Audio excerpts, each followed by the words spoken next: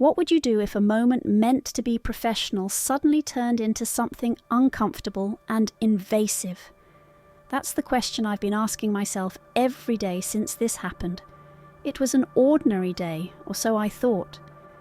I stood at the front of the class ready to teach, completely unaware that everything was about to change. This isn't a story I'm sharing lightly, and to be honest, I hesitated to talk about it at all. But some things need to be said, no matter how difficult they are. Teaching had always been my passion, guiding students, helping them grow, and being a part of their learning journey. That's what I loved most about it. My students came from all walks of life, each with their own challenges and dreams. But among them was one who stood out, not for their academic prowess, but for something far darker. The incident didn't just come out of nowhere. Looking back, there were subtle signs I'd ignored, uncomfortable glances, comments that seemed slightly off, but weren't enough to call out. I told myself I was overthinking it, that it was nothing. After all, as teachers, we're trained to focus on education and overlook the small things that might distract from it. But that day, everything crossed a line. It started with a feeling. You know the one, that instinct that something isn't quite right. It's easy to ignore it, to tell yourself you're imagining things. I wish I had listened to that feeling earlier. It might have prepared me for what was to come. During that class, I was discussing a challenging topic that required full focus. But even as I explained the concepts, I couldn't shake the sensation of being watched.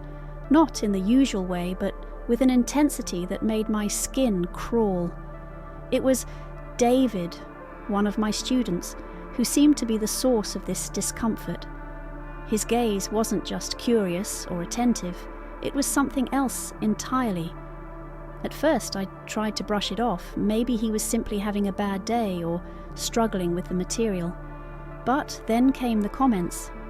They started off innocuous, almost easy to dismiss. A compliment about my outfit here, a slightly personal question there. I'd always encouraged my students to be open and conversational, but this felt different. Still, I told myself not to overreact. Then, as I turned to write something on the board, I heard a whisper from his direction. It wasn't loud enough for the whole class to hear, but it was unmistakably directed at me. The words were subtle yet suggestive, the kind of thing that could be easily denied if confronted. I felt my face flush, but I continued as though nothing had happened. Maintaining professionalism was my priority, or so I thought at the time. As the lesson went on, the behaviour escalated. When I walked around the room to check on assignments, he leaned in and said something so inappropriate it stopped me mid-step. I won't repeat it here, but it was degrading and left no doubt about his intentions. At that moment, I realised this was no longer something I could ignore. The energy in the room shifted. Other students were beginning to notice the dynamic, their expressions a mix of confusion and discomfort. I knew I had to address it, but how? Do you confront someone in front of the entire class, risking further disruption and embarrassment, or do you wait and handle it privately? Either way, it felt like there was no right answer. For the rest of the lesson, I tried to focus on the material, but my mind was racing. How had it come to this? I'd always considered myself confident and in control, yet here I was, feeling powerless in my own classroom. It wasn't just about the words or the looks. It was the blatant disregard for boundaries that shook me the most. This experience forced me to reflect on the unspoken challenges many professionals face, especially those in roles that require constant interaction with others. It's not just about teaching, it's about navigating the complexities of human behaviour in spaces where respect should be a given. So, what do you do in a situation like this? That's the question I'll be answering as I share the full story, including what happened next and how I handled it. But, more importantly, I want to talk about why these conversations matter and what we can do to prevent them from happening in the first place. By the end of this story, I hope to leave you with more than just a recounting of events.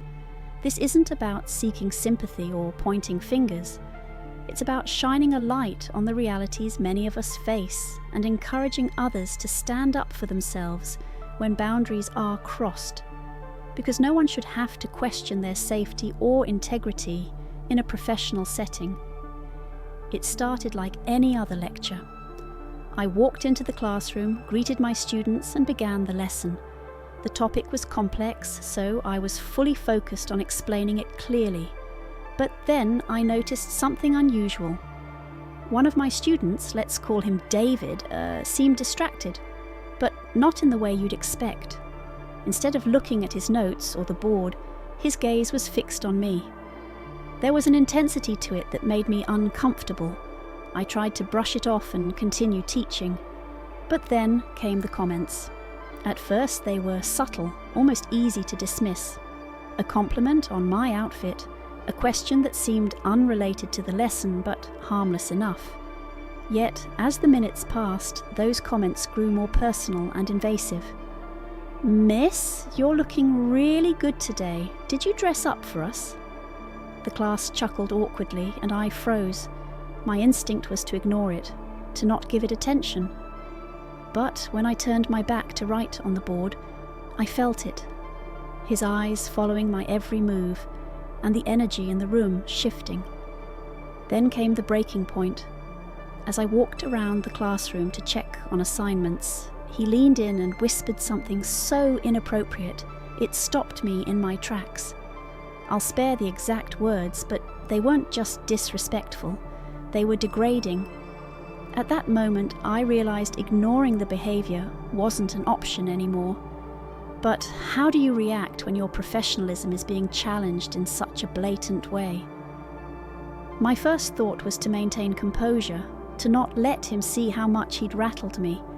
But inside, I was furious that this was happening, and furious at myself for not addressing it sooner. After class, I sat in my office replaying the entire incident. Should I have confronted him in front of the class? Reported him immediately? The self-doubt was overwhelming. But deep down, I knew I had to take action. Not just for my own sake, but to set a standard for the kind of behavior that's acceptable in any professional space. As I was lost in thought, that black guy came into my office. My heart stopped for a moment.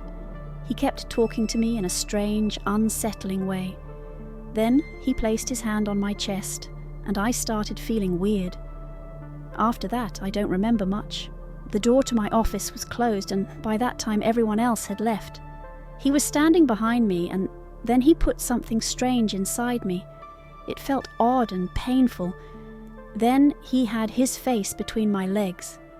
At that moment, I wanted him to do something with me because I had completely lost control of myself. The next day, when I came to teach, I felt terrible. The first step was reporting the incident to the administration. It wasn't easy to recount everything in detail, but I knew it was necessary. Their response was supportive, but the process was emotionally draining. Questions about what I was wearing, whether I'd done something to provoke it, and why I hadn't spoken up earlier, all felt like thinly veiled accusations. What I learned through this experience is how important it is to trust your instincts. Those small moments of discomfort, they're worth paying attention to.